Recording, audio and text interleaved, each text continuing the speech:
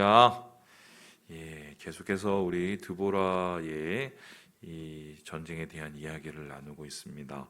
어제 말씀드렸던 것처럼 이제 드보라라는 이 여인을 통해서 하나님께서는 이 가나안의 그 야빈이라는 이 하솔 왕을 무찌르십니다. 그런데 이 전쟁 자체가 거의 불가능한 전쟁이었는데 그들은 철병거가 900대나 있는 철기 문화를 가진 백성이요. 이스라엘 백성은 사실 제대로 된 변변치 않은 이 무기나 혹은 쟁기도 갖지 않은 사람들이었습니다. 그런데 인원도 적었고 무기도 적었던 이들이 이런 극적인 승리를 할 수 있었던 이유는 드보라 혹은 야엘 이런 사람들의 모습을 보면서도 알겠지만 하나님께서는 그 전쟁을 행하실 때 능력이나 뭐 수치나 아니면 여러 가지 계산으로 전쟁을 하시는 것이 아니라 하나님의 뜻으로 하신다. 그러니까 이것은 우리가 주님의 뜻 안에 있는가 아니면 주님의 뜻 밖에 있는가가 중요한 거지, 이게 게임이 되는가 게임이 되지 않는가는 영적 전쟁에선 별로 중요한 사실이 아니라는 것을 이 드보라의 전쟁을 통해서 우리가 깨닫게 되는 것입니다. 그리고 오늘 이 말씀은 드디어 이제 승리 끝에 이어지게 되는데요. 아주 엄청난 승리를 거뒀으니까 기뻤겠죠? 그러니까 이제 사람들이 함께 모여서 하나님의 구원을 찬양하는 일들이 나타납니다.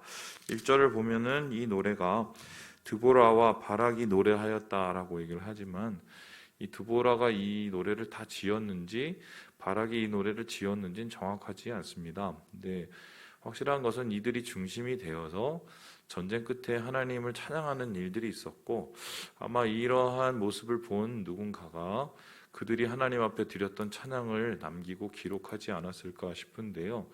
이런 글은 앞에서도 우리가 이미 살펴본 글이 하나가 있습니다. 뭐냐면 모세의 노래, 그리고 모세의 그 누인 미리암의 노래입니다. 홍해를 건너고 나서 너무 기쁘고 애굽 백성의 군대가 무너지는 것을 너무 감사한 나머지 그 홍해 앞에서 하나님 앞에 찬양을 하고 미리암은 소고를 치고 주님을 노래하지요. 그 글을 담은 것이 이제 출애굽기 15장인가요? 거기 나와 있는데 그 구조하고 지금 드보라의 찬양의 구조가 거의 비슷합니다. 그래서 학자들은 이 성경에서 제일 오래된 원문, 그러니까 제일 오래된 히브리어의 이 성경이 무엇이냐, 어떤 구절이냐라고 따지면 거의 대부분의 학자들은 이 모세의 노래, 그러니까 미리암의 노래와 이 드보라의 노래가 가장 오래된 성경의 구문이 아닐까라고 추정할 정도로 지금 이 사사기 5장은 굉장히 좀 성경학적으로 되게 유명한, 되게 좀 중요한 부분이라고 할 수 있겠습니다. 그런데 오늘 우리는 뭐 그런 걸 살펴볼 필요는 없고요. 이곳에 나와 있는, 이 찬양에 나와 있는 내용을 통하여서 우리가 얻게 되는 교훈들을 우리가 먼저 살펴보려고 하는데요. 오늘 이 얘기를 한번 잘 살펴보세요. 이기지 못할 싸움인데 이겼다. 그러니까 기쁘다. 그러니까 노래를 하잖아요. 그러면 이거는 이제 승전 기념가죠. 아마 이것을 바위에 새겼으면 기념비가 되는 거예요. 여러분 그 국사 시간에 배우셨겠지만 그 광개토 대왕비 뭐 아시죠? 뭐 그거 일본 놈들이 가갖고 뭐 고치고 뜯어 고치고 막 그랬다는 거. 그리고 진흥왕 숭수비라고 여러분 아십니까? 뭐 한강이니 뭐 이런데 진흥왕이 영토를 얼마나 넓히고 또 진흥왕이 어떤 혁혁한 그 공을 세웠는지 뭐 이런 것을 나는 이게 비석이 있어요. 그거는 이제 한마디로 공로를 그 사람의 그 싸움과 전쟁에서의 승리를 이게 찬양하기 위해서 세운 비입니다.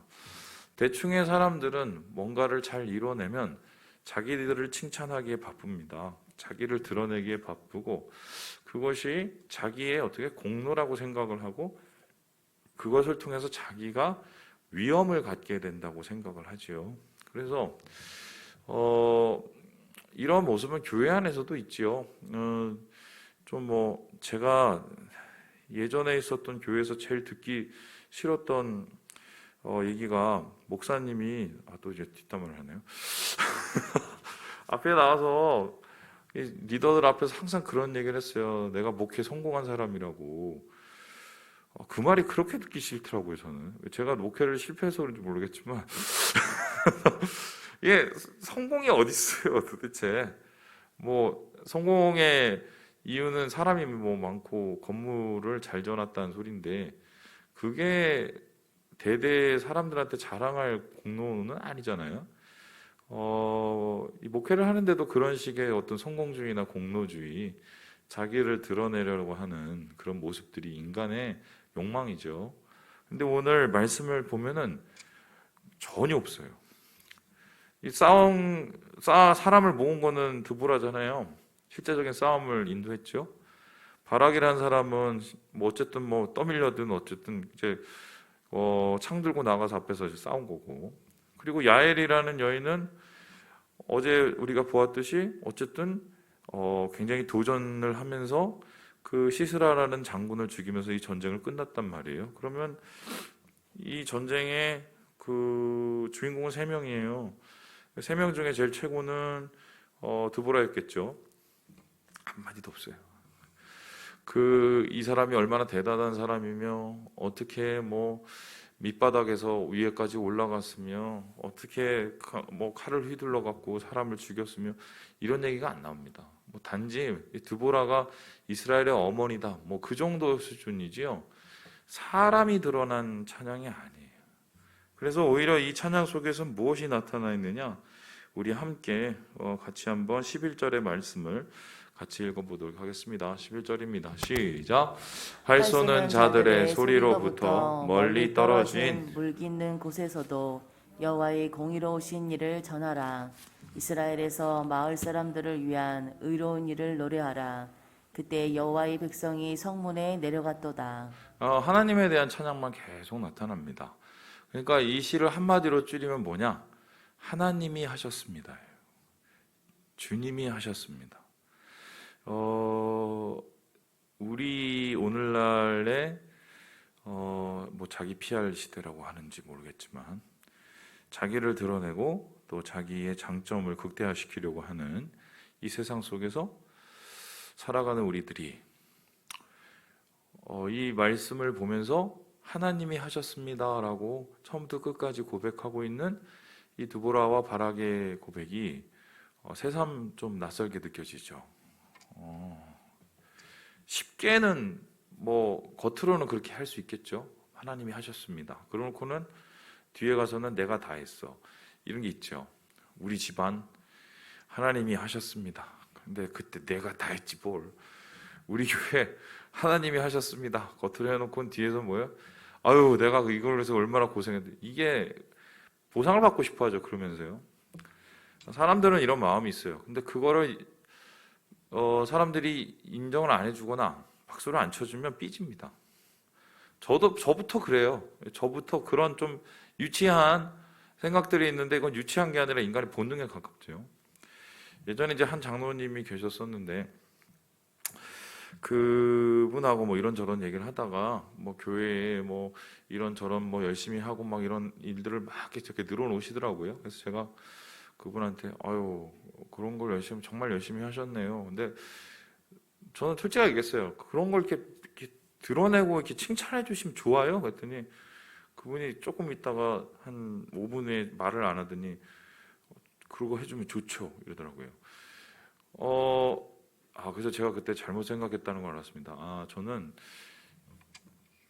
그 겸손함 가운데 하나님께서 영광을 받으시고 하나님이 나를 세워주시고 막 저는 이런 굉장히 원리적인 생각을 가지고 있었었는데 사람은 그게 아니겠구나라는 생각, 그리고 제 자신을 돌아봐도 적잖이 그런 좀 속물적인 그런 마음들이 있다는 거.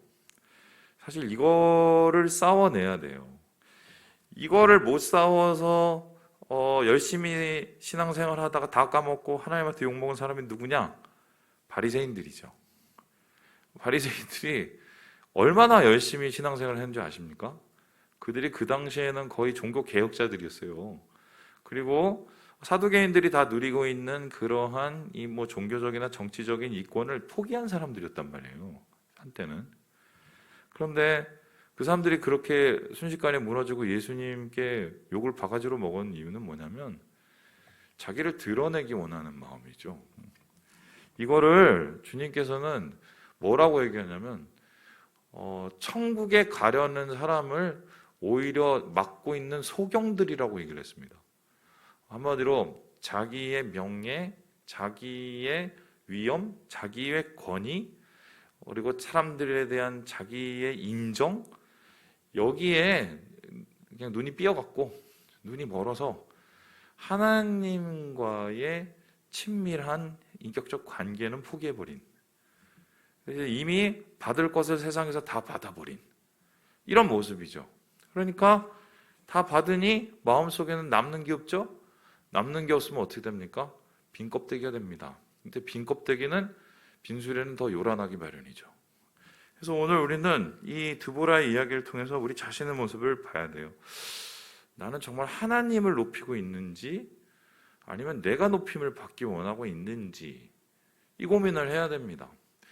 조금이라도 내가 높임을 받고 있기 원하는 마음이 있고 내가 정말 고생해서 이것을 인정받기 원하는 마음이 있다면은 조금 더 고민을 한 번 더 해봐야 돼요. 진짜 내가 그렇게 모든 것을 다 했을까? 그때 주님께서 나를 그렇게 도와주시지 않은들 내가 그렇게 할 수 있었을까?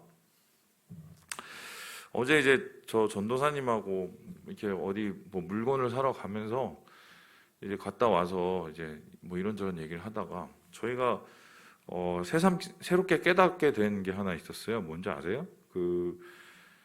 생각해봤더니 우리가 코로나가 시작되고 나서 우리 교회 교인들 중에 돌아가신 분이 한 분도 없는 거예요. 안 놀라시네요? 저희가 이런 적이 없어요. 매년 요맘때 아니면은 뭐 겨울에서 봄 넘어갈 때 항상 그때마다 불안불안했거든요. 올해는 또 이렇게 우리 어르신들 중에 또 힘드신 분이 있을 텐데 불안불안했는데 오히려 가장 위기의 순간에 모두 건강하게 잘 이겨내셨거든요. 이게 뭐 마스크 때문이겠어요? 하나님이 지켜주신 거죠. 그래서 제가 그걸 딱 보면서 야, 이게 사람의 능력으로 되는 게 아니구나. 우리가 하는 게 아니구나. 하나님이 하시는 거구나. 그래서 하나님만 영광 받으시는 거구나. 뭐 그런 얘기를 어제 한번 했습니다. 그래서 우리가 오늘을 살아가면서도 좀 그 고민을 해야 되겠어요. 주님을 높이고 있는가? 주님께만 영광을 돌리고 있는가? 뭐 이런 생각이요. 마지막으로 오늘 말씀을 보면서 잠깐 짚고 넘어가야 될 부분이 있는데요. 우리 함께 17절을 읽고 마무리해 보도록 하겠습니다. 17절입니다. 시작. 길르앗은 요단강 저쪽에 거주하며 다는 배에 머무름이 어찌 됨이냐. 아셀은 해변에 앉으며 자기 항만에 거주하도다. 이게 뭐냐면은 이 적군이 쳐들어왔었을 때 연합군을 만들었잖아요. 근데 연합군이 이스라엘의 12지파가 다 참여한 게 아니에요. 이 남방에 있는 유대와 시므온은 아마 뭐 다른 이유로 참여를 못했던 것 같고요. 참여를 하지도 못했고요. 연락이 안 갔어요. 근데 기별을 하고 모이자고 한 쪽이 있었는데 안 온 사람들이 있어요. 그게 어디냐면 요단 동편에 있는 여기 보니까